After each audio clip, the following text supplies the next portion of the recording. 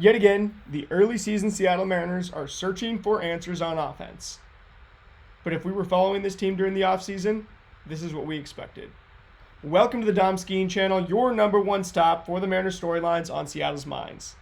The Mariners fell 4-1 to the Giants yesterday, as although we got a pretty high expected batting average in the 280s, we fell to the Giants, who had a 269 expected batting average.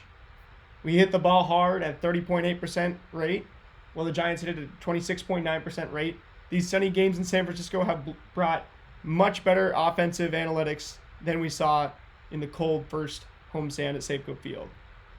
We'll be back at T-Mobile Park this next week. So for this short road trip, we've got to find a way to get a game today. We got Bryan Woo on the mound going up against Jordan Hicks.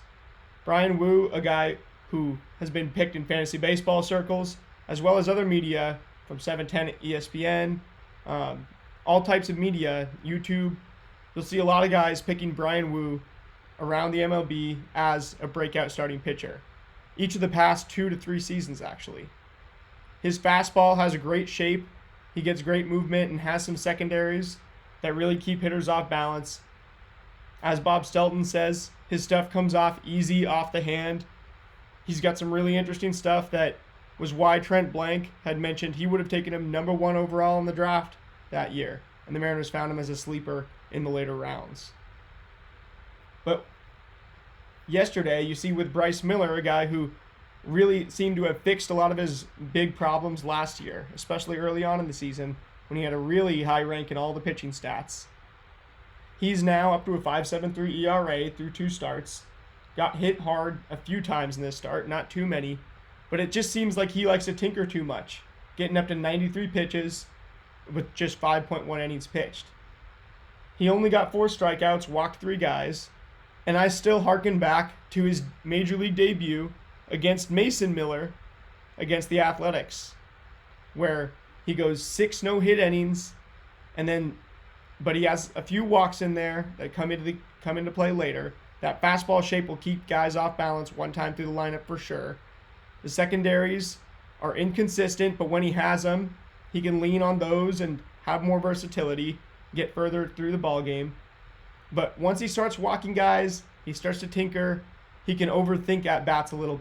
And when he gets to battling, I don't think it goes as well as it does for a Logan, who's just had more time to perfect that skill. So with Bryce, I want to see him getting guys out earlier. I don't want to see him going deep into counts yet. And I want to see him just have more easy stuff, which Woo does. And I think hopefully we see him take a different approach than our first 2 pitchers, which really struggled to get through innings and put a little bit more pressure on the bullpen. With our lineup, we're in a better ballpark to hit in than we are when we are in Seattle. There's no question about that. It's good to see these averages going up, these OPSs going up. Dylan Moore, again, does look like the most natural fit at third base. He keeps hitting homers. He's got a 1,300 OPS, obviously. That's not going to stay up the whole year. And that batting average isn't going to stay great either. But the power, speed, and then the natural arm at third base, I just don't see why, if you were going to play Polanco and Moore in the lineup, I don't understand why you'd put Polanco at third and make him make longer throws while you'd put Moore at second and force him to be the more rangy, agile of the two. Even though Polanco isn't the greatest fielder at second, I'd much prefer him there than third. So that's one of the main things that I want to see going forward. Cal, good thing he got the day off yesterday behind the plate. But with him, when he gets one hit, he strikes out 2 times. That's good, but I don't think when you read between the lines of the stat sheet, you can see everything that Cal contributes. I think you've got to look at how long his at-bats are and stuff. And I didn't get to watch that much of the game yesterday, so I had trouble seeing how well, Cal battled and stuff. I had trouble seeing how well these guys battled. To be honest, not being able to see much of the game yesterday. It's tough to kind of do this off the box score. The main things I want to point out is that we hit Robbie Ray a ton. This guy Robbie Ray's line, 6 innings pitched, 1 run ball. You'd think that he would have a few strikeouts in there, be limiting the walks, but he actually walked 5 Mariners and only struck out 2.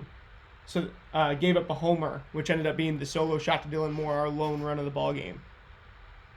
If we can do something with those 5 walks from Robbie Ray, which we did get caught stealing twice, that's basically the difference in the ball game. So we basically just let Robbie Ray keep us in the yard, pitch to contact, not have his best stuff, and still didn't do anything with, the enormous amount of scouting, advanced scouting that we must have on him. Ryan Walker, go Cougs, did come in and close out the game for the Giants, so shout out to him for that. And then it was Jesse Hahn's first Major League game in 4 years. So it's good to see him in there, got a walk and a strikeout, allowed 2 hits. And then Trent Thornton also came into the game.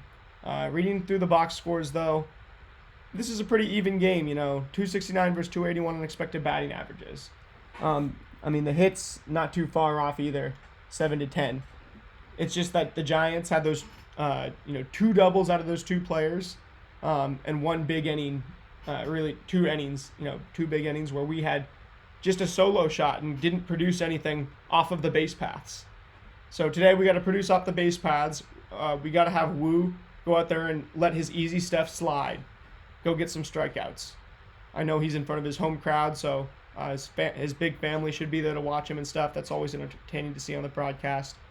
But it's just about game time. So I will see you guys tomorrow. Thank you for watching. Go M's.